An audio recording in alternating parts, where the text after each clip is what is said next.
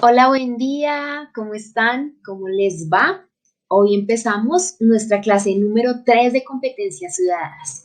Entonces, hoy vamos a hablar de los mecanismos para la protección, aplicación de los derechos constitucionales. Para empezar esta clase, quiero contarles que el Estado en la Constituyente del año 1991, que es la que rige actualmente, creó un conjunto de instituciones y formas jurídicas para la protección de los derechos humanos. ¿Qué sucede? Estas instituciones y estas formas jurídicas las encontramos en la Constitución. Entonces, no es algo que esté creado por fuera, sino que la misma Constitución no solamente nos da los derechos, deberes, sino también nos da las formas y los mecanismos para proteger esos derechos. Entre estas entidades, antes de hablar de las entidades, estamos nuevamente en nuestro cuadro de la estructura general de la Constitución Política de Colombia. Hoy, digamos que en la primera clase, haciendo un recorderis, hablamos pues del preámbulo, la parte introductoria. En la semana pasada, en la clase número 2, hablamos un poco de la parte dogmática, hablando de todos los derechos de primera, segunda, tercera generación, que podemos verlos acá, que están los derechos sociales y económicos, los relativos al individuo, los de colectivos independientes. Entonces, acá ya en esta misma parte de la dogmática vamos a encontrar la protección y aplicación de los derechos y vamos a hablar de algunas acciones y de unos principios. Esto, a fin de que pues las reconozcamos, aquí pues encontramos unos, pero pues se los voy a ir explicando más adelante, ¿listo? Entonces, hablando de instituciones para la protección de derechos fundamentales, quiero contarles que en primer lugar tenemos a las personerías municipales y estas personerías tienen la función de recibir e investigar inicialmente las denuncias sobre violaciones de derechos humanos. Digamos que cuando hay estas denuncias, por ejemplo, en la protección de líderes sociales o cuando hay amenazas a estos, digamos, a estas personas, las personerías municipales son las que reciben estas denuncias y las que investigan. También tenemos la Defensoría del Pueblo. La Defensoría del Pueblo fue creada a partir del año 1991 con la misma constitución y su función constitucional es velar por la promoción, el ejercicio y la divulgación de los derechos humanos. Tenemos los derechos de nuestra constitución, pero a nivel mundial tenemos algo que se llaman derechos humanos, que le aplica a todo el mundo sin importar qué nacionalidad son. Entonces, digamos que la Defensoría del Pueblo trabaja mucho en eso, en la promoción y divulgación. Por eso encontramos muchos comerciales que conllevan a la protección de derechos, todos esos comerciales que nosotros a veces vemos antes de las noticias o en medio de una novela, no sé, son por lo general, si ustedes se dan cuenta, al final dicen que están hechas por la Defensoría del Pueblo. Entonces, estas están creadas, esta institución fue creada para eso. Y que lo que hace también, algo que sucede con la Defensoría es que ellos no cumplen funciones investigativas, pero se encargan de recoger las denuncias, recopilarlas, que son pasadas posteriormente a la Procuraduría, que ya vamos a hablar ahorita, que hace la investigación y la sanción respectiva. Entonces, digamos que Defensoría del Pueblo es promoción, prevención, de pronto recoger pruebas, pero esto se lo pasa a la Procuraduría, que es nuestro tercer ente que está en la Constitución Política. Y en la Procuraduría tiene como misión vigilar la conducta de todos los empleados oficiales y de todos los servidores públicos. Y también que se cumpla estrictamente la ley teniendo en cuenta todo lo que encontramos dentro de la Constitución y la protección que hay por parte del Estado de los derechos fundamentales de todos los ciudadanos colombianos. La Procuraduría desempeña un papel importante cuando se trata de abusos de poder.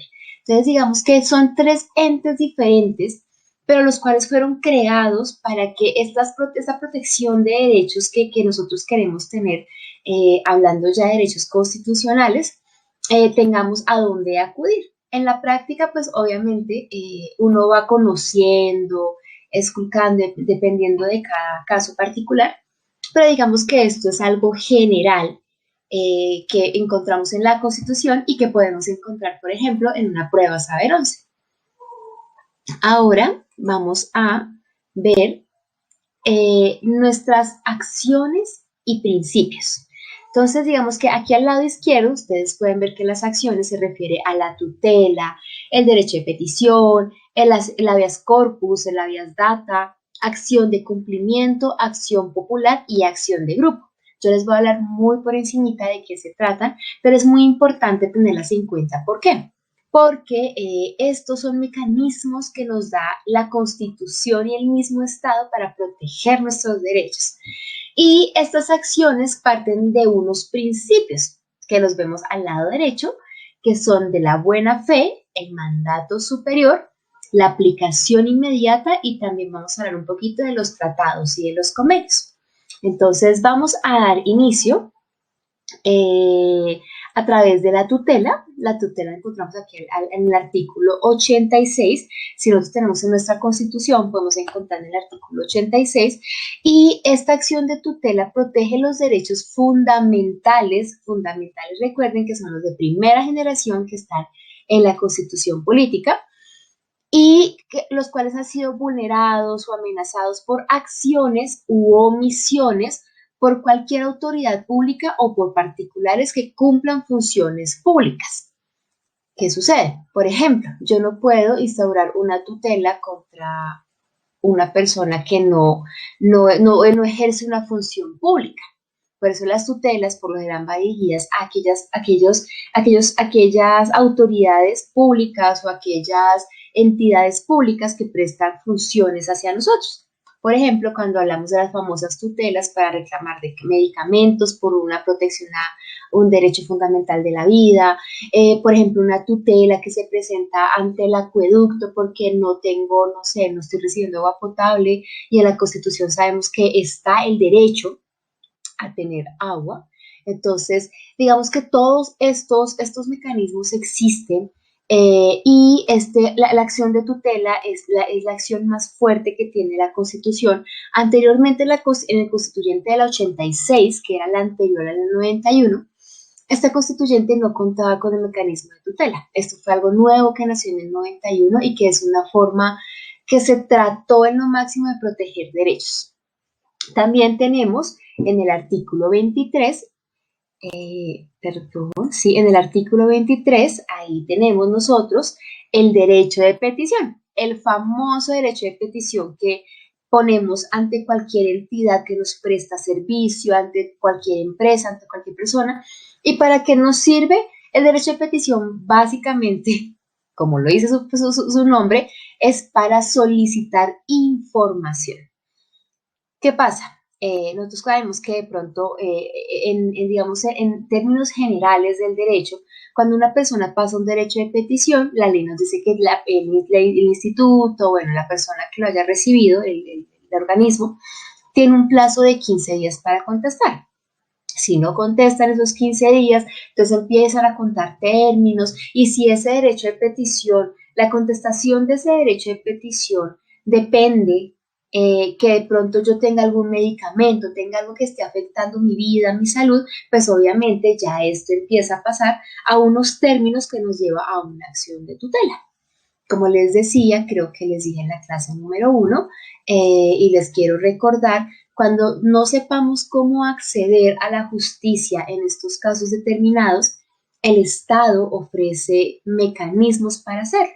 Por ejemplo, que hablábamos de la Procuraduría, la Defensoría, pero por ejemplo, si ustedes dicen, no, yo que me voy por allá, y es cierto, en las localidades siempre vamos a encontrar jueces de paz.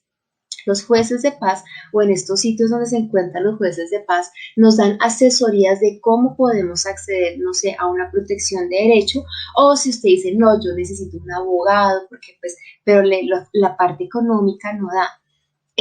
Ustedes pueden dirigirse a consultorios jurídicos de universidades donde les pueden prestar servicios de asesoría. Esto es importante que tengamos conocimiento de esto para poder acceder a esta protección de derechos.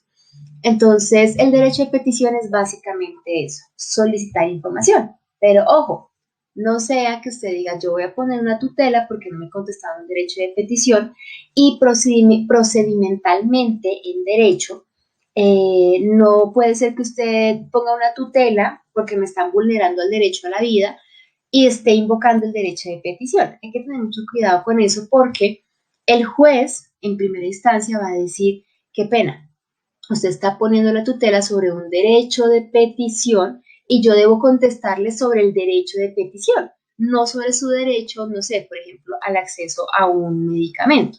Entonces, eso es algo importante diferenciarlo porque a veces decimos, no, a través de esa tutela, como en el derecho de petición no me contestaron que me iban a dar tal medicamento, entonces con la tutela me la van a dar. No, eso no es. El procedimiento es que el juez en esa instancia lo que le dice, no, su merced, lo que hacemos con usted es que ese instituto o ese, no sé, ese sitio donde le dan el medicamento, ellos le van a contestar a usted. Si en la contestación algo vulnera sus derechos fundamentales, ahí ya iniciamos un tema de protección de derechos fundamentales. Pero digamos que debemos tener mucho cuidado en diferenciar la tutela, el derecho, como iniciar un derecho de petición para poner una tutela, pero la tutela cuando se falla para que me contesten la petición. Entonces hay que ser muy inteligentes y acudir a buenas instancias y buenas asesorías en este tema, ¿listo? Tenemos el habeas corpus, esa es una palabra súper rarísima, pero hoy la vamos a conocer, esta la encontramos en el artículo 30 de la Constitución Política, y el habeas corpus lo que hace es que protege el derecho a la libertad, derecho a que se resuelva en un término de 36 horas la situación jurídica a quien estuviera privado de la libertad. Dios no quiera, un día de pronto nos recogen en una revuelta y nos llevan presos. Este es un ejemplo, muy suelto por encimita. Y a mí me tienen encerrada 36 horas y no me solucionan mi situación jurídica. Y me dicen, no, tiene que esperar, qué pena, qué pena. La Constitución me dice que usted no me puede tener más de 36 horas aquí encarcelado sin resolver mi situación jurídica. Por eso a veces, lamentablemente, encontramos que cogieron a un ladrón y preciso no hubo defensa, no hubo fiscalía, se pasan las 36 horas y lo tienen que dejar libre. Es un derecho constitucional. Por eso la Fiscalía General de la Nación, por eso los juzgados trabajan 24 horas. Trabajan todo el tiempo porque, claro, el delito está en cualquier momento. Entonces una persona tiene que legalizarle frente a un homicidio, algún delito grave. Hay 36, siempre 36 horas para que se solucione la situación jurídica de una persona. Si usted no sabía eso, hay que saberlo y está en la Constitución Política de Colombia. También encontramos otra institución para la protección de derechos fundamentales y esta es el habeas data. Entonces, habeas corpus del cuerpo, mi libertad, mi derecho a la locomoción. Pero el habeas data, data como lo dice su nombre, protege el derecho al buen nombre y a sacar a la persona de bases de datos de deudores morosos. Por lo general, eso se resume. Tienen derecho a conocerse, actualizar y rectificar las informaciones en bancos de datos y esto es para proteger su derecho a la intimidad personal y familiar y a su buen nombre. El Estado debe respetarlo y debe hacerlo respetar. Uno pensaría, pero wow, en la Constitución protegen mi buen nombre. Claro que sí, nos protegen el buen nombre. Quiero darles un ejemplo. Una vez, una señora, es un ejemplo que fue muy cierto, nos lo contaban en Cámara y Comercio, una señora quedó en embarazo y en el laboratorio donde le tomaron su prueba de embarazo y le salió positiva, ella se fue, tomó su prueba de embarazo y se fue. Ella dejó sus datos porque obviamente uno llega y tiene que dar los datos. No sé si ustedes se han dado cuenta que cada vez que uno da datos, dice, usted autoriza quedar en la base de datos y uno dice, bueno, sí. El caso es que esos datos que cuidan de la señora se los dieron a un banco de células madre, sin autorización de ella. Ella iba en su carro con su familia, no con su familia, con unos amigos del trabajo y suena el teléfono y pues esos teléfonos que contestan con el Bluetooth y todas las personas que estaban en el carro escuchaban la conversación. Y esta señora recibe el mismo día que toma la prueba de embarazo, le dicen, señora, felicitaciones por su embarazo, le estamos llamando del banco de células madre de no sé dónde, no sé cuántas, bla, bla, bla, bla, bla, bla. Esta mujer inició ante la Superintendencia de Industria y Comercio la queja de por qué habían utilizado sus datos, o sea, vendieron sus datos personales en algo que para ella era muy grave, que era su estado de embarazo. Investigaron este laboratorio y efectivamente este laboratorio vendía esas bases de datos para que este sitio de células madres llamaran a mujeres embarazadas. Entonces, en el momento la historia me dice, pues tremendo, ¿cierto? Pero eso pasa con muchas instancias, en muchas cosas y a veces cosas peligrosas, porque hay veces sucede que hay sitios que tienen bases de datos que las venden a personas que hacen mal uso de esos datos. Por eso el Estado tiene muy controlado el tema del uso de bases de datos. Es muy importante. Si no lo sabías, también lo estás conociendo acá y está en la Constituyente del año 1991. Siguiendo con nuestras instituciones, tenemos la acción de cumplimiento. La acción de cumplimiento sirve para hacer cumplir un fallo de ley. Hay un fallo de ley, un juzgado, alguna instancia conciliatoria y este fallo, esta acción de cumplimiento lo que hace es que, miren, yo tengo este papelito que me dice que fallaron a mi favor y yo necesito que me lo cumplan.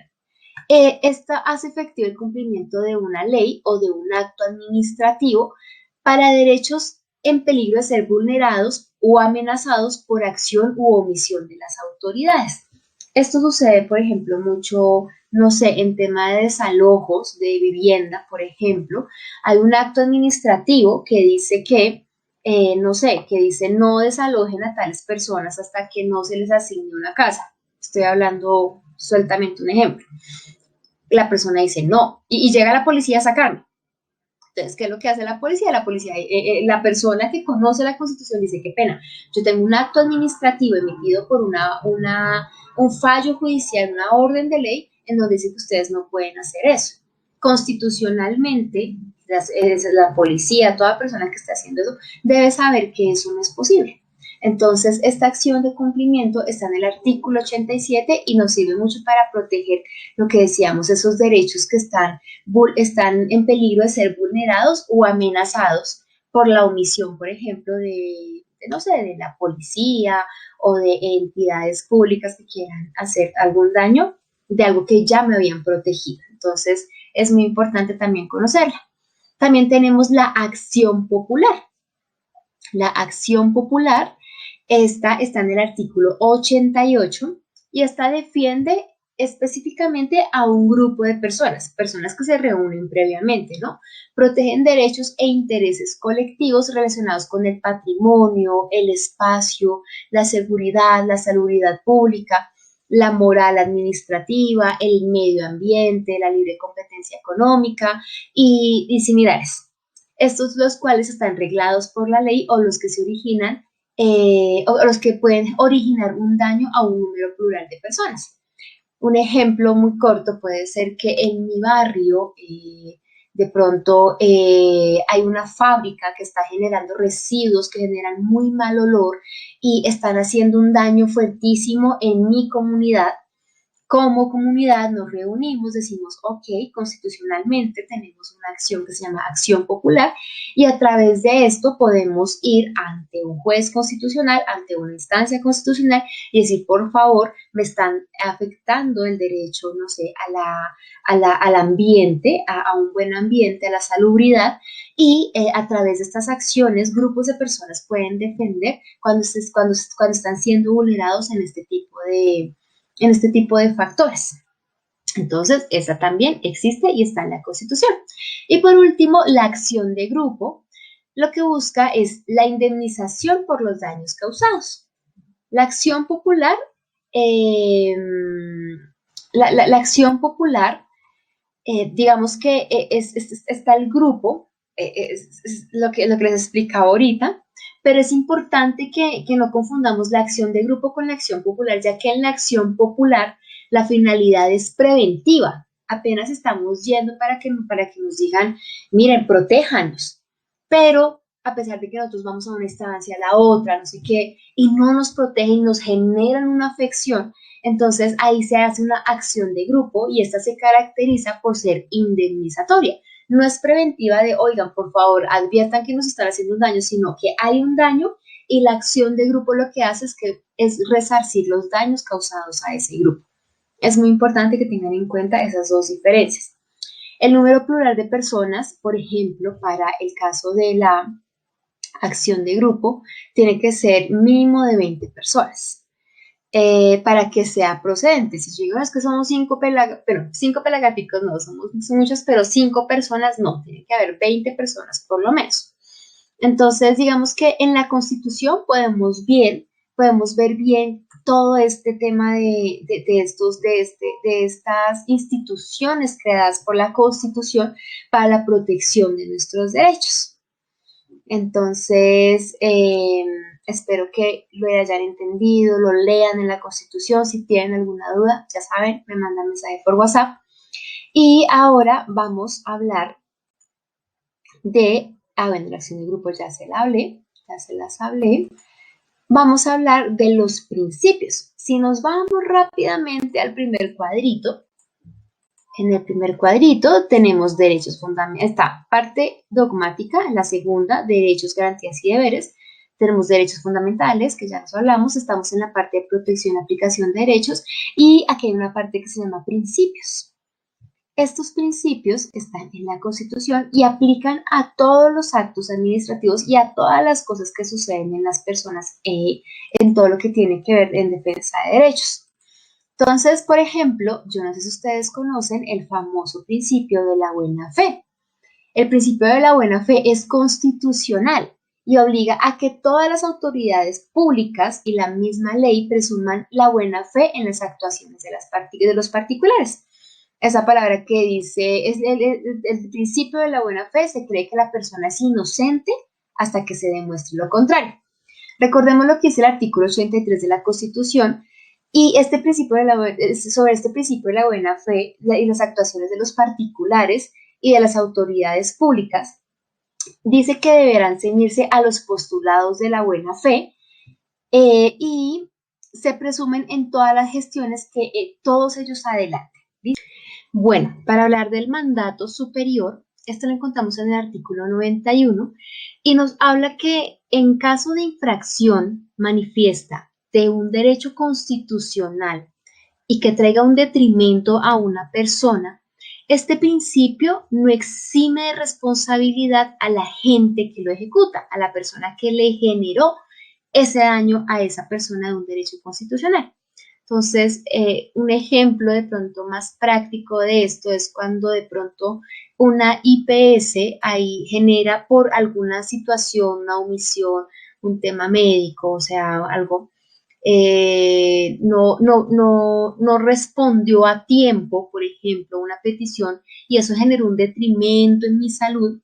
Este principio lo que hace es que no exime de responsabilidad a la gente que lo ejecuta, es decir, a la persona que hizo la omisión o que no adelantaron. Por eso digamos que la Procuraduría, por ejemplo, en estos casos está de todo el tiempo detrás de las IPS, CPS y estas personas denunciando constantemente.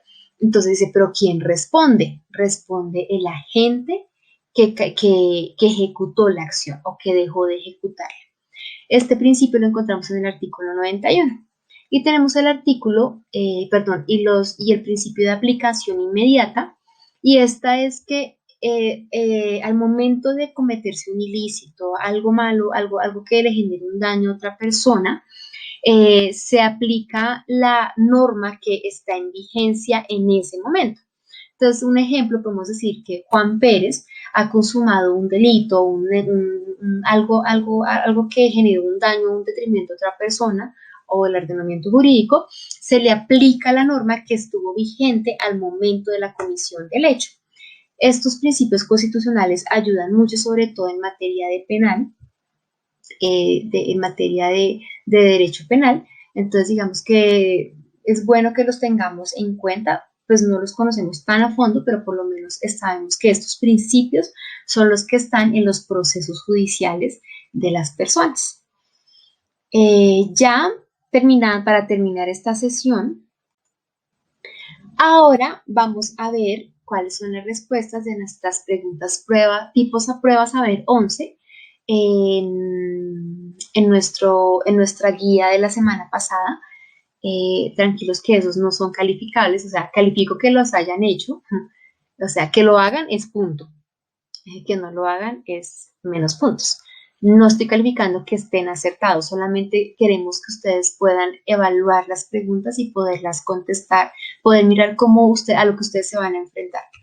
En esa revisión, en esa guía número 2, tenemos la pregunta: una ciudadana ejerciendo el derecho a libertad de opinión se manifiesta públicamente en contra de la adopción de niños por parejas conformadas por personas del mismo sexo.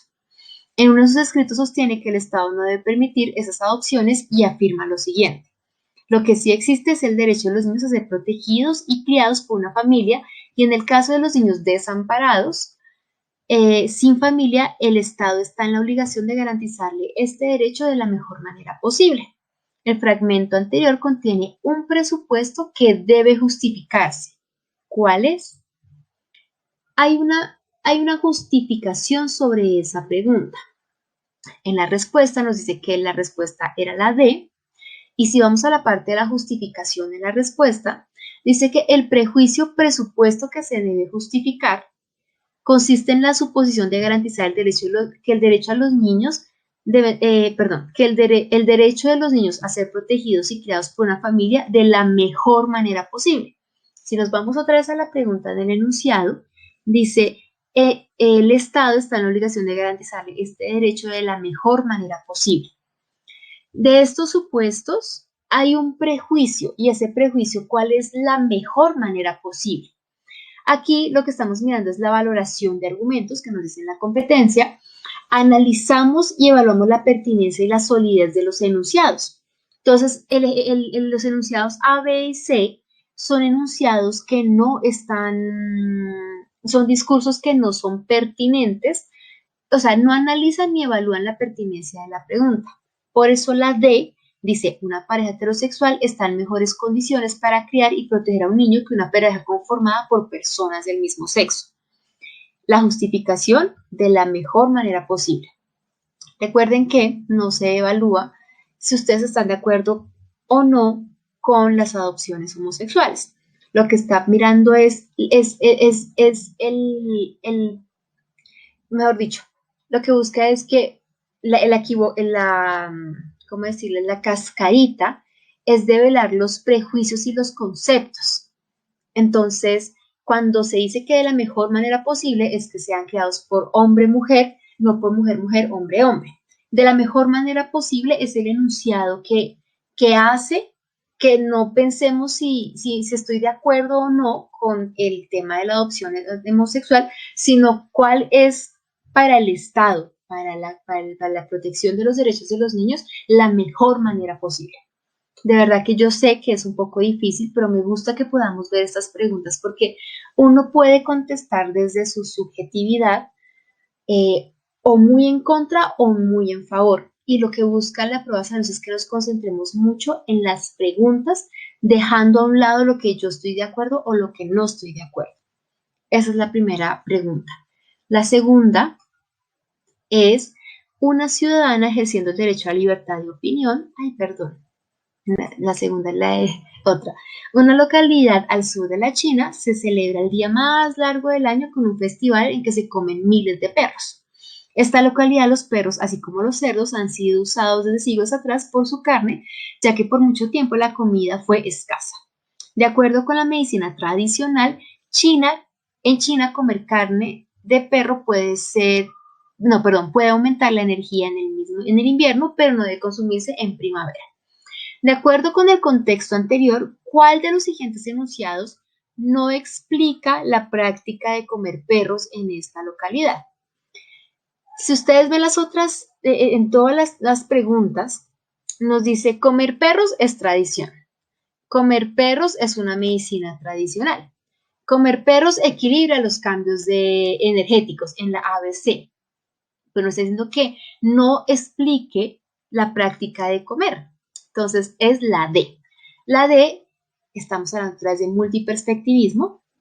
En la afirmación es que reconocemos la existencia de diferentes perspectivas y situaciones en donde interactúan diferentes partes. Hay unas que las consumen porque no tenían la comida, porque era mejor en el invierno, o sea, hay muchas, Pero la justificación de que sea la D es que es un enunciado que de acuerdo al contexto, es decir, a la lectura que hicimos, no es una explicación de que se mantenga la práctica de comer perros.